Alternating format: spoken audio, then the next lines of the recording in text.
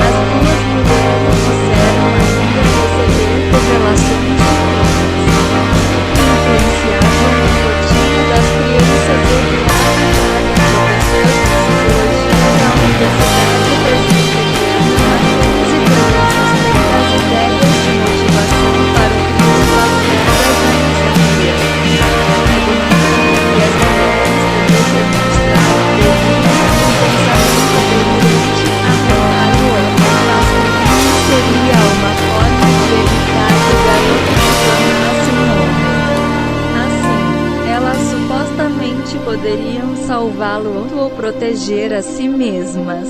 Avaliou já para a psiquiatra forense e especialista em psicopatia Hilda Morana avaliou que o crime não parecia ter relação com o relacionamento homoafetivo das assassinas pela frieza do ato. A mãe só pode ser psicopata. Aliás, provavelmente ambas são psicopatas, concluiu. O crime foi amplamente discutido nas redes sociais e alcançou grande repercussão nacional. Na imprensa nacional, vários dos principais veículos de comunicação do país deram cobertura ao caso, como a Jornal de Brasília, Folha de S. Paulo, G1, UOL, Correio Brasiliense, 0 Hora, Isto É, Extra, Estado de Minas, entre outros. O Correio Brasiliense foi um dos primeiros a apresentar cobertura do caso. No blog assinado pelas jornalistas Ana Maria Campos, Helena Mader, Ana Viriato e Alexandre de Paula, o crime foi classificado como o roteiro de um filme de terror e a leitura do texto indicada a quem tiver estômago. Concluindo com a história do pobre Juan é um escândalo. O jornal chamou atenção para a vida de maus tratos e torturas passadas pelo garoto. Inferindo que o caso não deveria ser esquecido e nem tratado como mais um inquérito policial, o Jornal de Brasília foi o veículo que mais se aprofundou na investigação do caso, chegando a enviar uma equipe a Rio Branco, no Acre. A editora do veículo, Vanessa Lipeltin, juntamente com o repórter Olavo David Neto, conseguiu com exclusividade vídeos do momento em que as assassinas foram presas no local do crime, no qual a mãe, Rosana, detalhou como assassinou o próprio filho. A equipe do Jornal de Brasília também foi a única a ter acesso a todo o inquérito policial do caso. O presidente Jair Bolsonaro comentou o caso no Twitter, lamentando a crueldade do crime. Nos faz pensar que, infelizmente, a nossa Constituição não permite a prisão perpétua. Após um evento no Palácio do Planalto, Bolsonaro voltou ao assunto, defendendo leis mais rígidas como aquelas medidas que, segundo ele, crimes institucionais estão incluídas no pacote anticrimes do Sérgio Moro Damares Alves, titular do Ministério da Mulher, da Família e dos Direitos Humanos, foi a região de Samambaia, no Distrito Federal, como advogado fora da agenda oficial. Ela declarou que fortaleceria a conselhos tutelares para evitar mais violência contra crianças e adolescentes. Ela se declarou chocada com o ocorrido e disse: "Vamos trabalhar muito para que tragédia igual a essa não aconteça mais no Brasil." O jornal diário britânico The Sun dedicou a primeira página de sua seção de Notícias do Mundo ao ocorrido, resumindo a investigação do caso e emitindo um aviso de sensibilidade no topo do artigo. Os tabloides britânicos Daily Mail e Daily Mirror também noticiaram o ocorrido. Ver artigos principais: Ideologia de gênero e homofobia no Brasil. Algumas figuras públicas brasileiras, pastores evangélicos, jornalistas e políticos da base do governo Jair Bolsonaro criticaram a cobertura da mídia brasileira sobre o ocorrido. O presidente Jair Bolsonaro relacionou o crime à ideologização de gênero, assim como fez seu filho, o deputado Eduardo Bolsonaro, que publicou um vídeo onde também critica a ideologia de gênero e a suposta falta de cobertura da mídia sobre o caso. As deputadas federais Carla Zambelli, PSL São Paulo, e Bia Kicis, PSL-DF, apresentaram, em conjunto com Eduardo Bolsonaro, Bolsonaro um projeto na Câmara dos Deputados com o objetivo de aumentar para 50 anos o tempo máximo de pena para criminosos. O texto leva o nome de Menino Juan e a pena também é prevista para mortes causadas supostamente pela chamada ideologia de gênero. Alguns religiosos protestantes também dirigiram críticas à cobertura da imprensa. O pastor pentecostal Silas Malafaia criticou a mídia brasileira por não dar destaque à barbaridade que essa dupla de monstros cometeram e disse que cometeram assassinato brutal de um garoto por conta da ideologia de gênero. O pastor evangélico e ex-senador Mário Malta também considerou o ato como um crime de ideologia de gênero. O jornalista Paulo Guedes, da Folha de Londrina, alegou que houve silêncio da mídia sobre o assassinato e associou-se com a simpatia dos anões, como também chamou de ideologia de gênero, o cantor Bochecha, por sua vez, questionou nas redes sociais a falta de posicionamento de organizações LGBT sobre casos, alegando que havia indignação seletiva quanto à morte do garoto previsto em sujeito do governo. Ideologia de gênero criticado por especialistas da área. Jair Santos Filho, promotor de justiça de São Paulo, questionou a ideologia de gênero.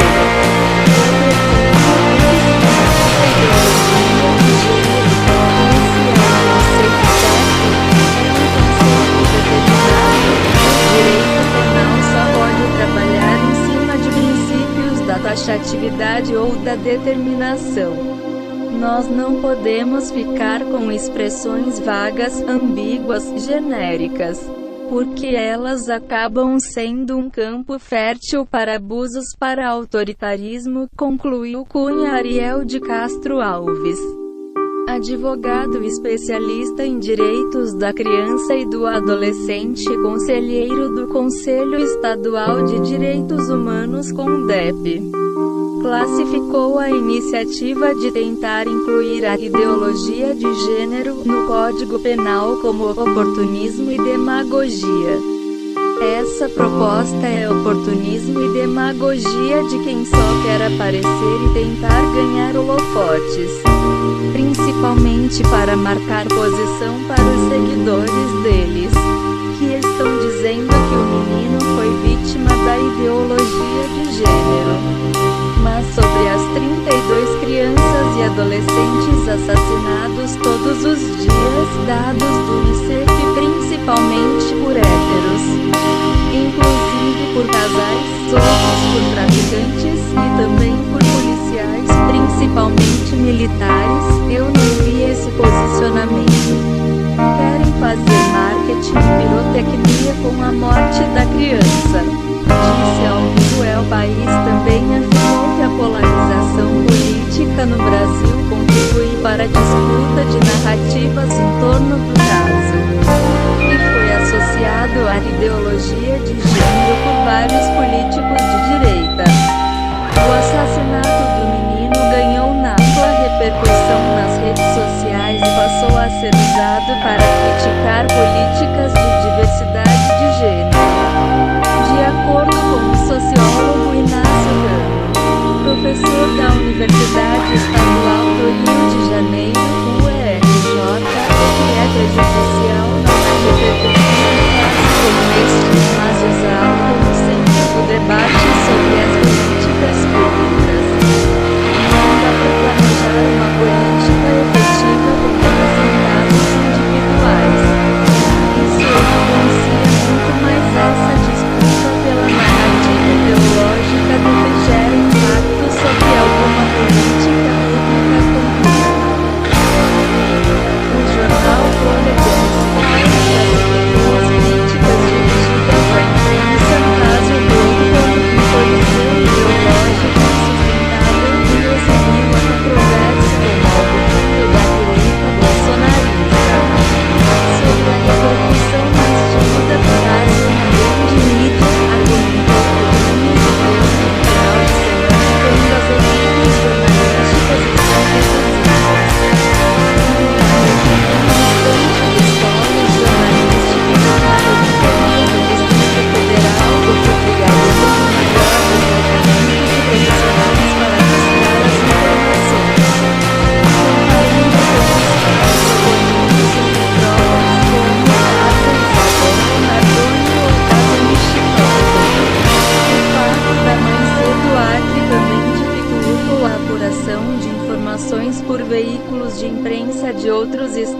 anos.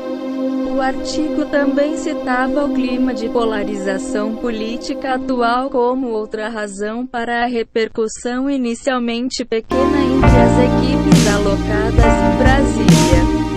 Além disso, o texto também cita o fato de que ambas as mulheres foram presas e confessaram o assassinato logo após o cometimento do crime, o que dispensou uma ampla cobertura de um processo judicial.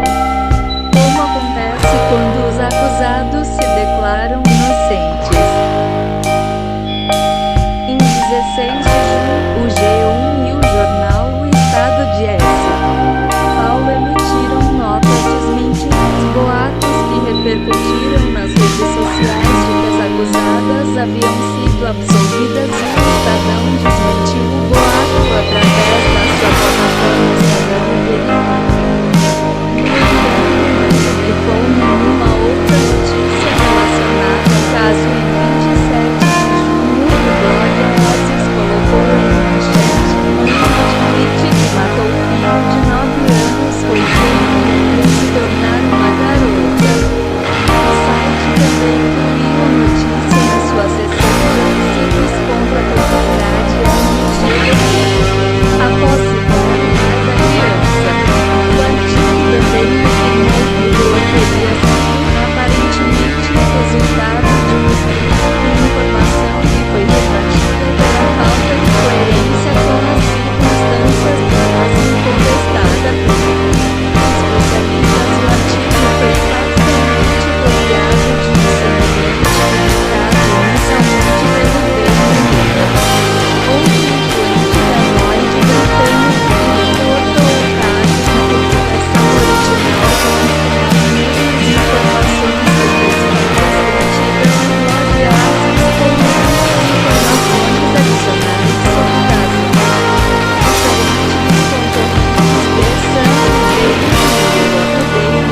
Manteve sua manchete com a palavra acusada, em referência à assassina. Apesar de Rosana já ter confessado o crime semanas antes das notícias alcançarem o exterior,